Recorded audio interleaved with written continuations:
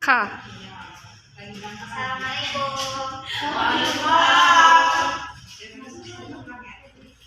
Pelajaran SKI ya? Iya, Bu. Ibu minta tolong untuk bapak kelasnya dipersiapkan. Assalamualaikum warahmatullahi wabarakatuh. Waalaikumsalam warahmatullahi wabarakatuh. Yang tidak hadir hari ini siapa? Siapa, Bu? Kenapa? Sakit.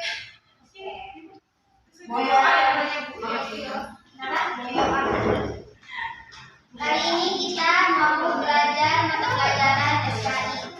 Ada yang tahu materi kita apa hari ini? Belum, Bu. Jadi di Islam itu kan banyak sekali daulah-daulah atau dinasti-dinasti ya. Ada dinasti Abbasiyah, dinasti Fatimiyah, Umayyah, Mughal, terus Turki Utsmani dan sebagainya. Dan kali ini kita mau belajar tentang sejarah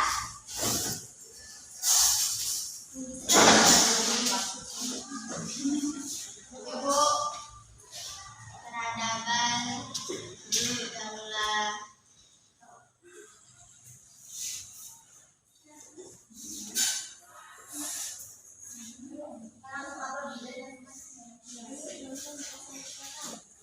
kita akan mempelajari tentang sejarah peradaban daulah Syafawi di Persia.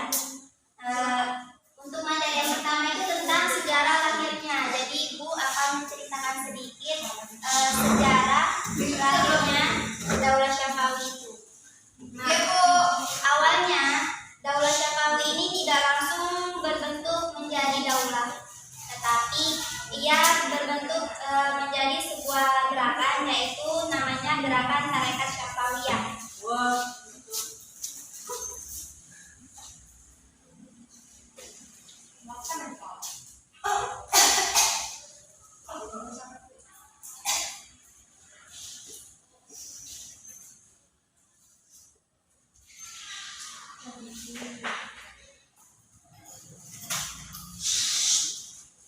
Nah, awalnya itu mereka itu berbentuk menjadi Gerakan Tarekat Syafawiyah. Nah, Tarekat Syafawiyah ini kenapa dinamakan dengan Tarekat Syafawiyah itu berasal dari nama pendirinya, yaitu Safi Adin.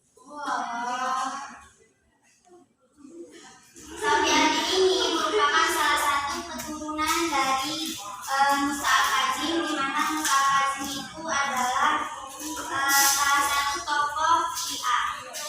Nah, awalnya tarekat ini itu bertujuan untuk meluruskan orang-orang yang ingkar, dan pada akhirnya mereka itu memerangi orang-orang yang keluar dari syariat.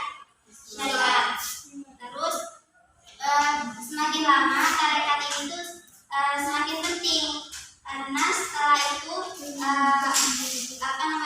mereka berubah bentuk menjadi gerakan keagamaan yang besar pengaruhnya di Persia, Syria dan Anatolia.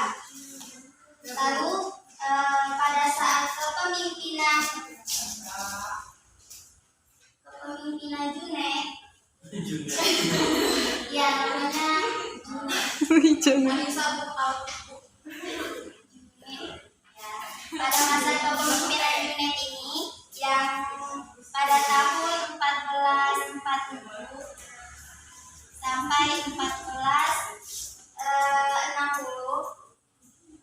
Masehi, itu Junaid ini membentuk prajurit atau pasukan yang sangat kuat untuk memasuki dunia politik. Jadi yang awalnya mereka hanya menekuni dunia keagamaan saja, pada masa kepemimpinan Junaid ini mereka ingin menekuni dunia perpolitikan. Namun ketika mereka ini membentuk atau menekuni dunia politik ini, terdapat efeknya, yaitu menimbulkan konflik dengan para koyulu. Para koyulu itu artinya itu merupakan salah satu suku di Turki.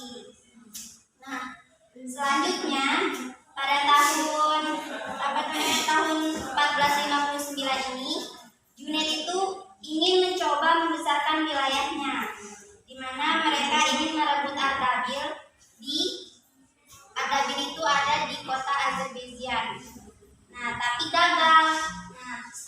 kemudian si Junet ini pada tahun 1460 Masehi ini mencoba merebut Circassia, namun dihadang oleh tentara Silwan. Dan pada saat perebutan Circassia itu si Junet ini terbunuh pada peristiwa itu. Nah, kepemimpinan Junet ini selanjutnya digantikan oleh Haidar. Haidar ini adalah anak Junet, yang dimana Haidar ini menikah dengan cucu dari Raja Usun Hasan. Nah, dari pernikahan itu lahirlah seorang anak yang bernama Ismail, di mana Ismail itu akan menjadi khalifah pertama di Daulah Syafawiyah.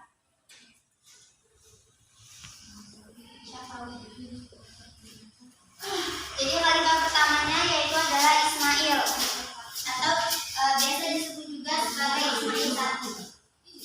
Nah, pada singkat cerita, pada kepemimpinan Ismail ini, Ismail itu membentuk pasukan lagi yang sangat kuat. Nah, pada masa kepemimpinan Ismail ini, yaitu ditunjuk pada umur 7 tahun. Lalu dalam kurun 5 tahun, Ismail ini memiliki pasukan yang bermarkas di Tepilan, di mana di markas itu mereka dapat menyusun pasukan dan kekuatan. Nah, pasukan yang dibentuk oleh Ismail itu bernama pasukan Izilbas, yang artinya yaitu baret merah.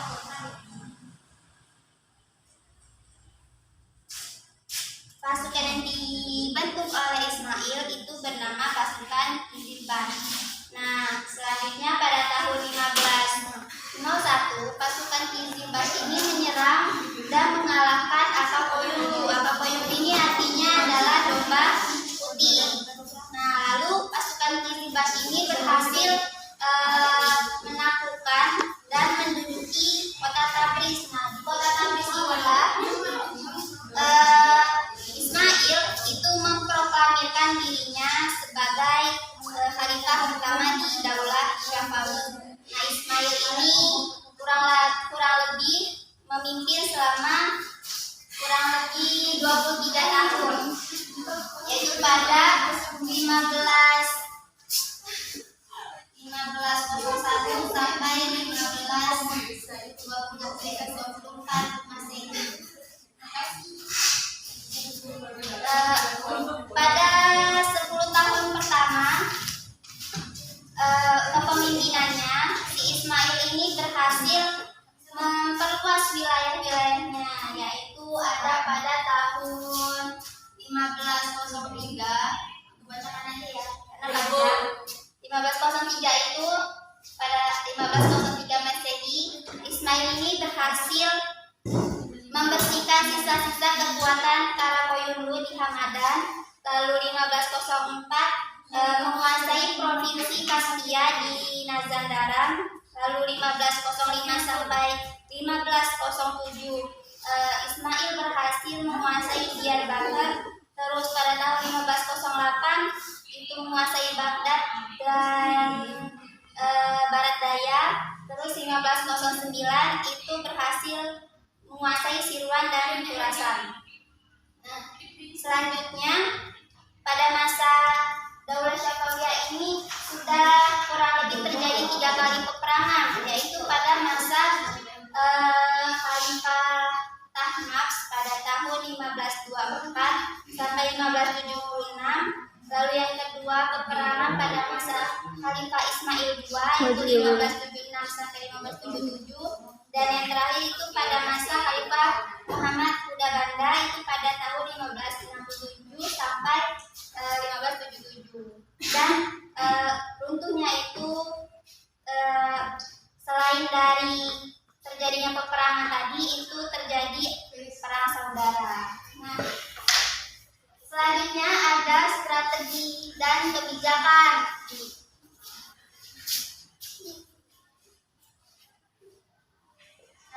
dan kebijakan. Itu ada 2 langkah-langkah ya. Ya, Yang Bu. pertama adalah berusaha menghilangkan dominasi Qizilbash atas Daulah Syafawiyah dengan cara membentuk pasukan-pasukan baru yang anggotanya itu berasal dari dari negara Georgia, Armenia, dan Circassia. Lalu yang kedua itu, langkah-langkah yang kedua itu adalah mengadakan perjanjian dengan Daulah Utsmani. Nah, di sini ada tokoh-tokohnya. Tokoh-tokohnya ini terbagi menjadi 2 kelompok. Yang pertama pada saat masih terbentuk Gerakan Syafawiyah dan ada yang telah menjadi Daulah Syafawiyah.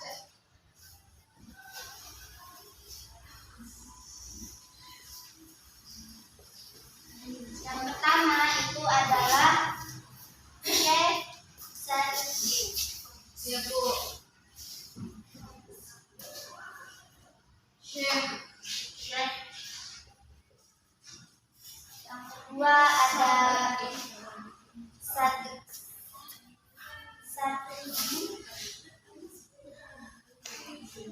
Ibu.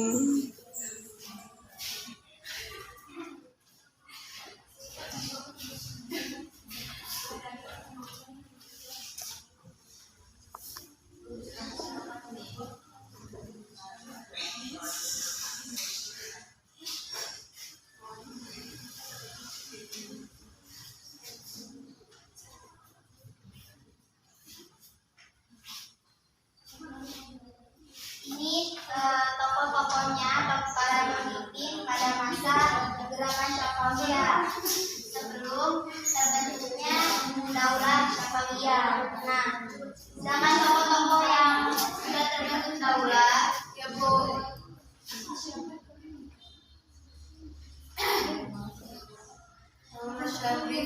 yang pertama ada Ismail Sabri. Terus ada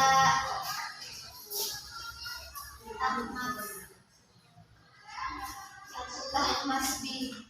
Terus ada Rizki dan Samail 2.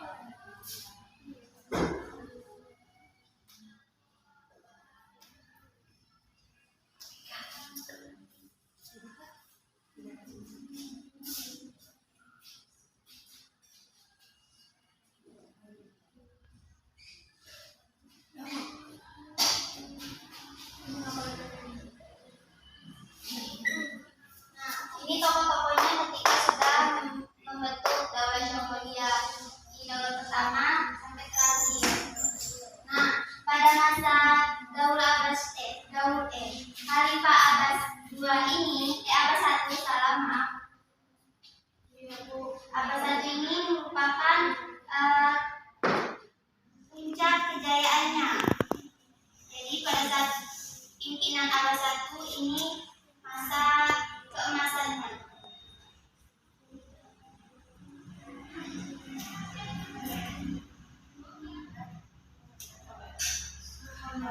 Selanjutnya, materi yang selanjutnya yaitu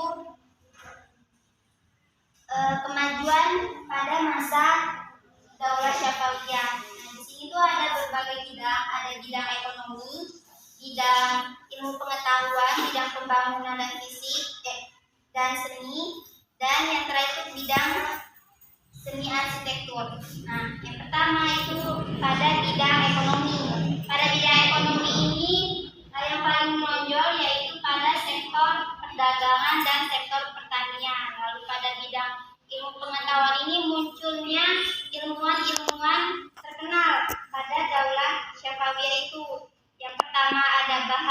Baharudin, di mana Baharudin ini adalah generasi ilmu pengetahuan. Lalu yang kedua ada Sadar Al-Din Al-Shirazi, yaitu dia adalah seorang filsuf. Lalu yang ketiga itu ada Muhammad Bakir bin Muhammad Damat.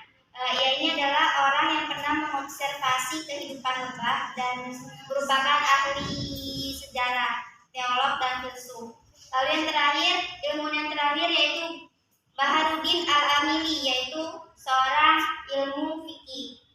Nah, sedangkan pada bidang pembangunan fisik dan seni itu terdapat bangunan-bangunan yang megah yang ada pada di Daulah Syafawi itu, seperti ada masjid, rumah sakit, sekolah-sekolah, lalu ada jembatan raksasa di atas Denderut dan istana Sili Satur. Nah, sedangkan pada bidang seninya itu terdapat arsitektur bangunan-bangunannya yang sangat indah, yaitu terletak pada Masjid Syah pada tahun 1611 Masehi dan ada pada Masjid Syekh Allah. Nah, selain dari bangunan masjid-masjid tadi itu terlihat dari kerajinan-kerajinannya, yaitu seperti tembikar, karpet, dan lain sebagainya. Sedangkan kemunduran pada masa kemunduran itu bermulai dari 6 khalifah terakhir. 1, 2, 3, 4, 5, 6. Jadi pada masa 6 khalifah terakhir ini sudah mulai memunculkan kemunduran atau kehancuran dari mulai Khalifah Safi Mirza, Abbas II, Sulaiman, Hussein, Tahmax, dan Abbas Badar. Di mana tokoh-tokohnya ini yang pertama Safi Mirza. Safi Mirza ini adalah seorang pemimpin yang lemah dan kejam pada pembesar-pembesar daulah. Lalu Sulaiman ini suka minum minuman keras. Terus si Abbas II juga seorang pemabuk. Jadi memang dari pemimpinnya sendiri yang sudah tidak benar. Wow. Nah, selain itu kemunduran lainnya penyebabnya itu yang pertama itu adanya konflik yang tidak berkesudahan antara Daulah Syafawi dengan Daulah Utsmani. Lalu yang kedua, terjadinya dekadensi moral atau penurunan moral dari setiap pemimpinnya pada masa Daulah Syafawi itu. Lalu yang ketiga, itu pasukan yang dibentuk Abbas I itu. Nama pasukan Abbas ini adalah pasukan gelap, yang artinya itu adalah budak-budak. Nah, mereka ini tidak memiliki semangat juang seperti pasukan yang dibentuk Ismail, yaitu pasukan Izzubar. Nah, yang terakhir, sebab kemundurannya itu seringnya terjadi konflik intern atau dalam daulah itu sendiri dalam bentuk perebutan kekuasaan dalam Oke, baiklah, mungkin itu tadi materi yang bisa disampaikan. Semoga kalian semua bisa memahaminya. Kalau memang kurang paham, kalian bisa mempelajarinya lagi di rumah. Mungkin itu saja yang bisa disampaikan. Ibu akhiri. Wassalamualaikum warahmatullahi wabarakatuh. Warahmatullahi